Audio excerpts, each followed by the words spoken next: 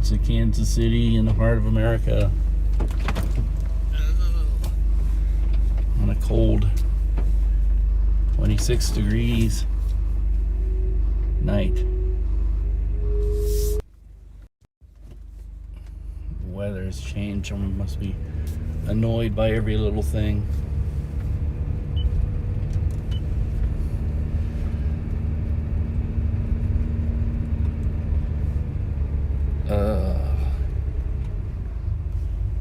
So, how many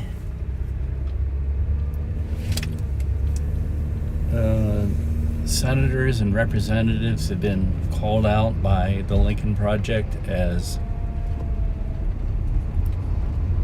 the despicable few that are really showing their support for the sedition movement, who continue to this day to claim that Voldemort, President Twitler, won the election even though he lost by a large margin, and aided and abetted the move to have a coup d'etat in Washington. Is it 9? Because that's sort of a funny number, actually.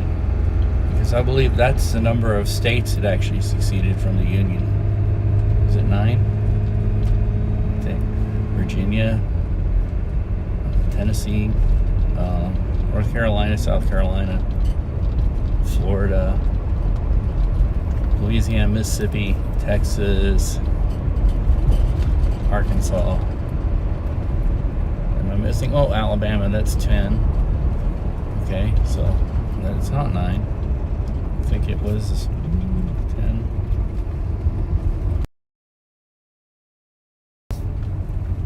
I think I already got Florida. Yeah, I think it was 11, but they put 13 stars on their flag claiming the states of Kentucky, I think Missouri, and it's another state, maybe Maryland, which actually did not secede from the Union, but were fought over. Maryland, yeah, there were some battles in Maryland.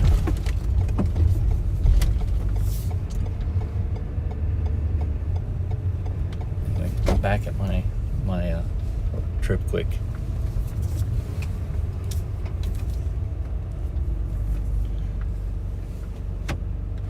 You have to kind of understand history to try and know not to repeat it.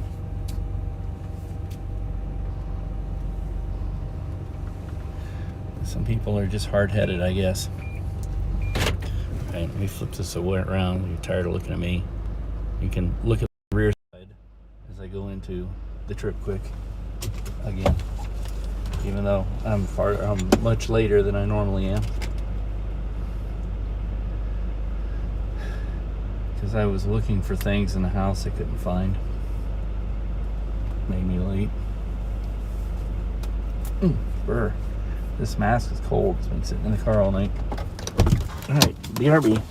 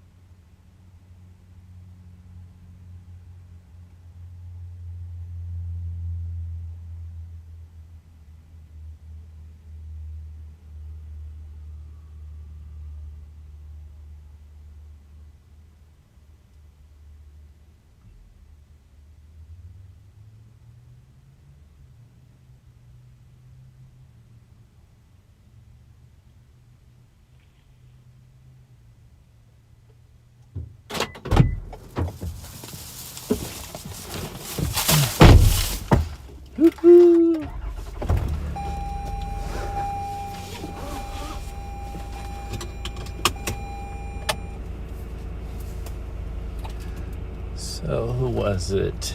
Let's see. I was counting the states that seceded from the Union, and starting in what, 1860? Or was it 1861? Man, I am rusty. And speaking of rusty, well, I was saying that the number was 9. Turns out I think it's 11. But I think initially it was 9. The original states that seceded from the Union were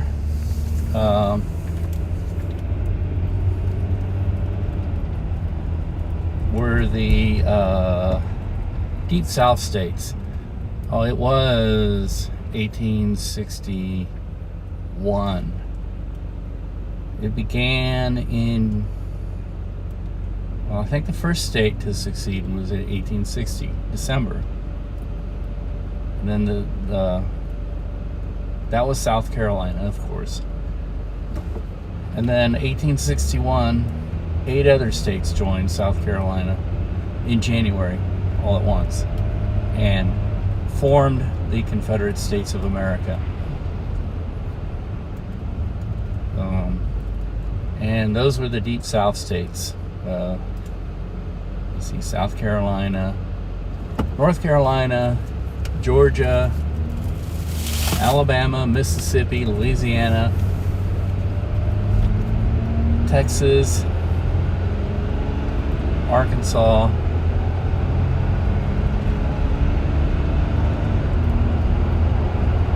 and I think 3 states held out until after the firing on Fort Sumter by the Confederates. And then when they fired on Fort Sumter, there was a call by Abraham Lincoln to mobilize the armies of the North, which meant that they were going to ask for volunteers to go south and put down the rebellion. And that's when the state of Virginia, Tennessee,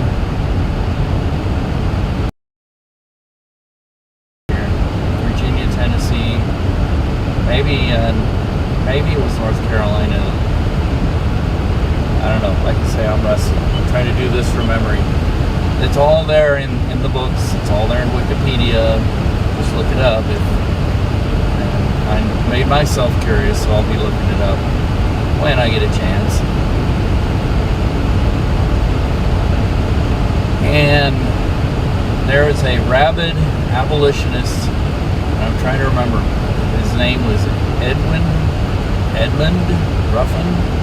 I believe his last name was Ruffin.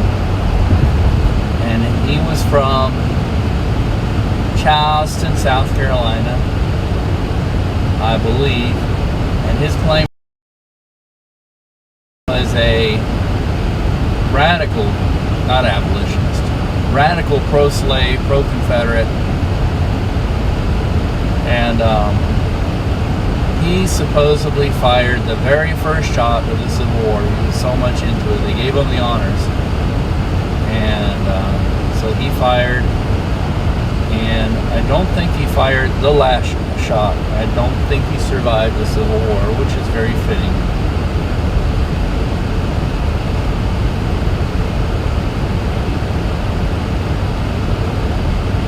And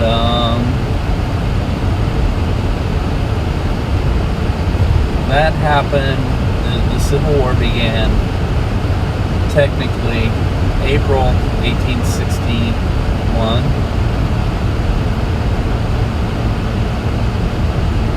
And what was it? The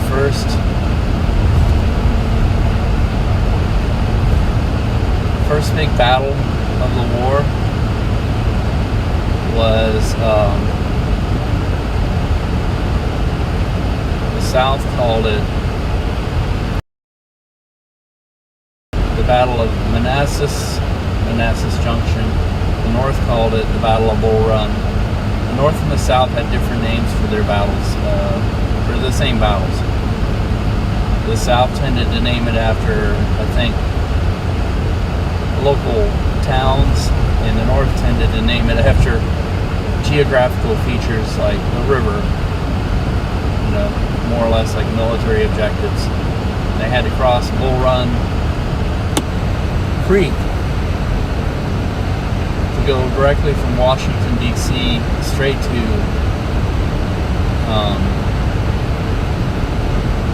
Richmond, Virginia. Richmond, Virginia became the capital of the Confederacy. Virginia was the northeasternmost southern state. Well, not necessarily. No, that's not true either. But Richmond became one of the largest cities in the Confederacy. The largest city, of course, was Atlanta.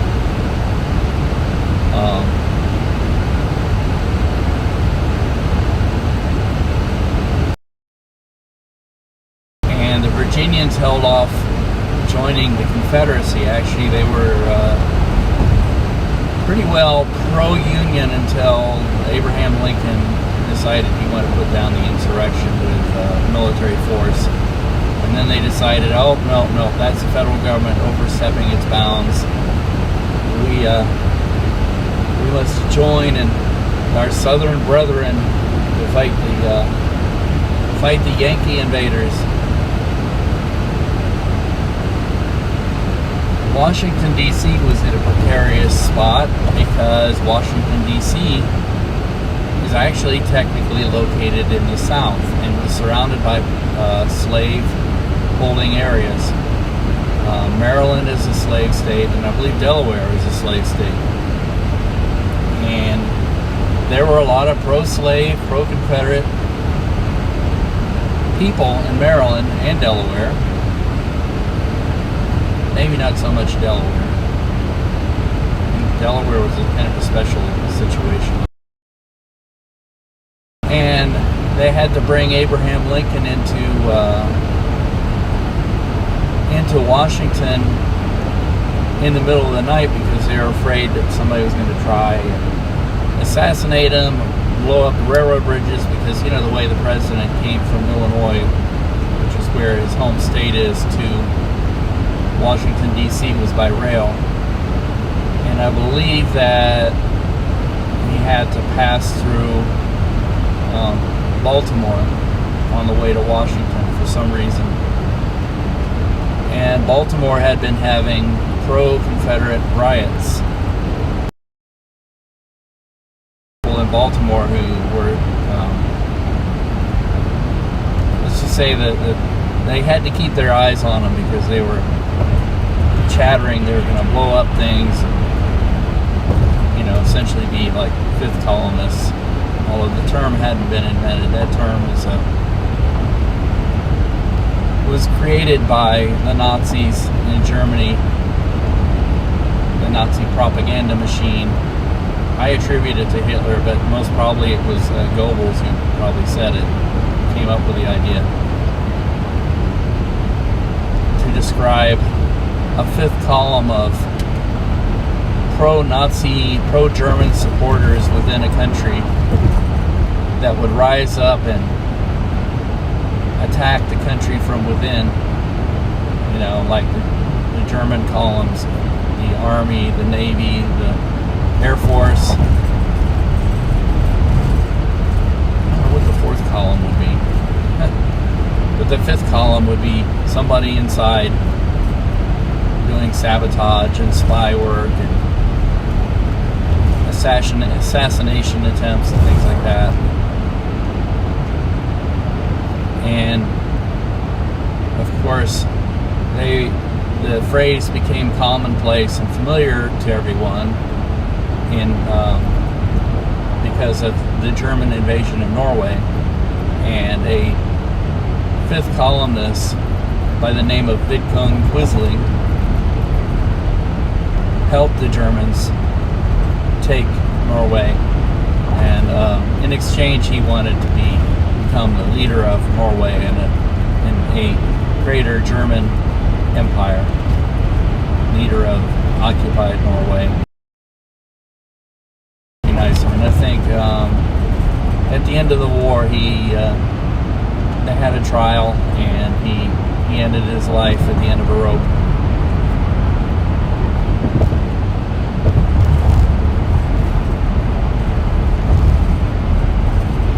And the reason I brought that up is because I've drawn parallels between the fifth columnists and today's neo-rebels, neo-Confederates, people who are essentially just bigots and haters and fear-mongers and couch surfers and professional conspiracy nuts.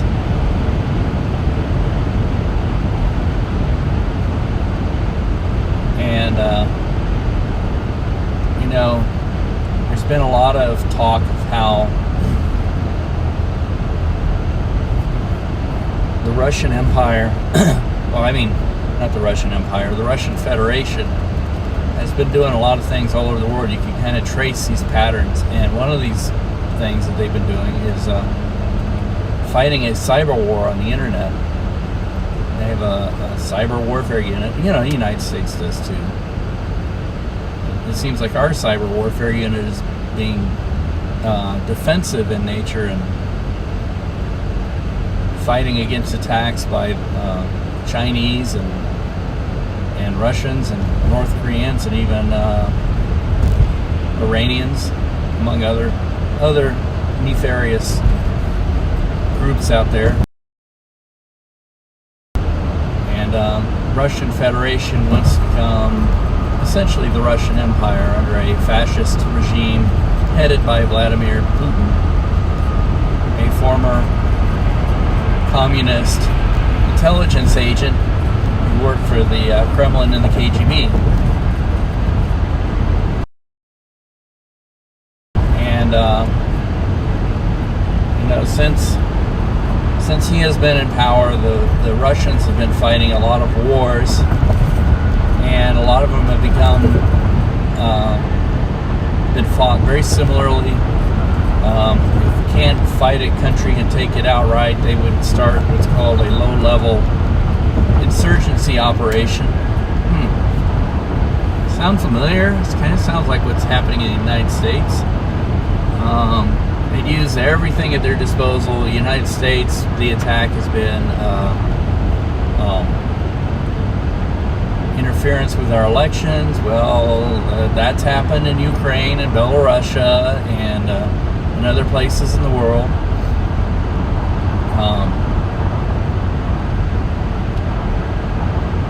Using cyber warfare and psychological operations, well, that's happening, definitely. So yeah, I keep saying that QAnon, the Q actually stands for Quisling, and I would not be surprised if it actually did.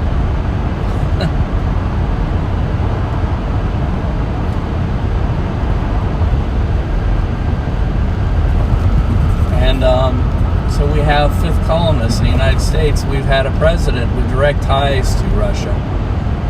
And it's been said that they've had compromising information on him. And essentially, the last president it appears like he is Putin's puppet. And that's also something that's been going on.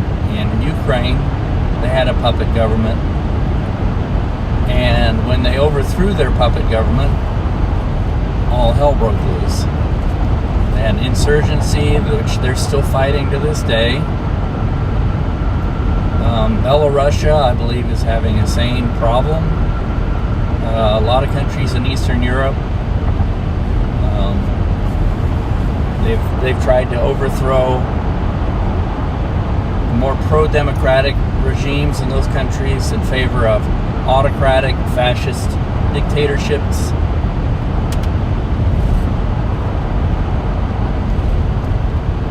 So yeah, if you wake up and just look at the patterns, it's not arcane off-the-wall conspiracy stuff.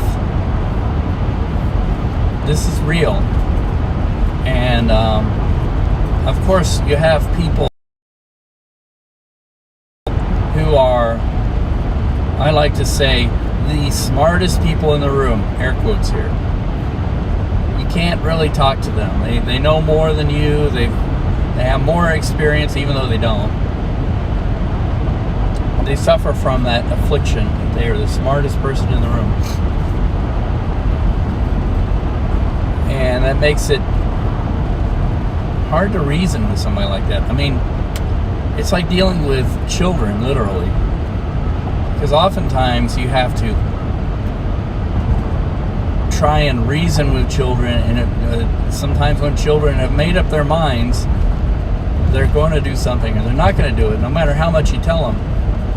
You turn your back on them, they're doing it. Which makes, sometimes dealing with children tricky, and this is what this is like. So, yeah.